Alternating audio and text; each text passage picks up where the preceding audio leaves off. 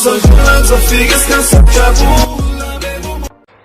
Wala bafethu shapho kunjani ngithembe ukuthi ni grand ngithembe ukuthi niyaphila makuthi ke usana kusijoina kwi channel please ngicela wenze nje okulungile ulike ivideo usubscribe kwi channel okunye okubaleka kakhulu ukuciphiza i-notification bell ukuze mangifaka ivideo uthole i-notification bafethu. Betway Premiership Kaizer Chiefs versus Stellenbosch FC namhlanje ngo7 okanye 7:30 angikho sure ukuthi umdlalo uqala ngasikhathi sini but kungenzeka kube 7:30 most of the time ama games adlala ngo7:30. So bafethu njengamanje nginiphathele ke i-predicted starting lineup ye Kaizer Chiefs. Wena okwakho ukulike ivideo usubscribe uma ungasubscribile uphinde ucomment kwi comment section uprovide mhlawumbe nge-starting lineup obonayo ukuthi wena singakwazi ukuthi i-Kaizer Chiefs iphindiselele ngaso kwi-Stellenbosch FC okuyiyona i-Stellenbosch FC ekhiphe i-Kaizer Chiefs kwi-Nedbank Cup. Namhlanje usuku lokuthi i-Kaizer Chiefs ipheye i-revenge kwi-Stellenbosch FC. So bafethu ke starting lineup sami emapalini ngizofaka uBrendan Peterson.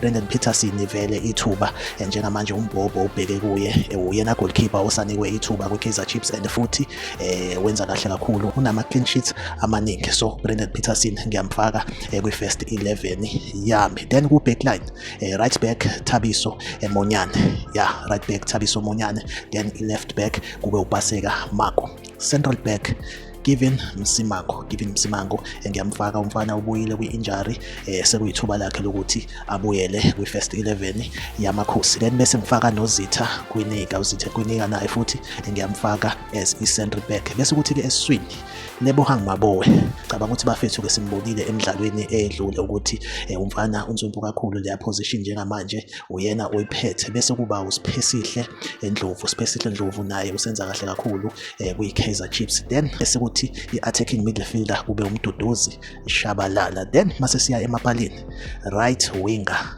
kuzoba uClody Lilebo uyena oyi-right winger. Then i-left winger bese kuba uPule Mothi. Bese kuthi ke umuntu esikadla ngaye kube uFlavio Silva. Awucommente kwi-comment section ungitshela ukuthi le starting lineup wena usibona kanjani. Mawukuthi ke mhlambe sishaya eceleni provider ke nge-starting lineup obonayo ukuthi wena singcono kunesami. Make sure ukuthi uyayilike ivideo uyasubscribe kwi-channel. Okwamanje ngivumele ngithi ke nje bye bye.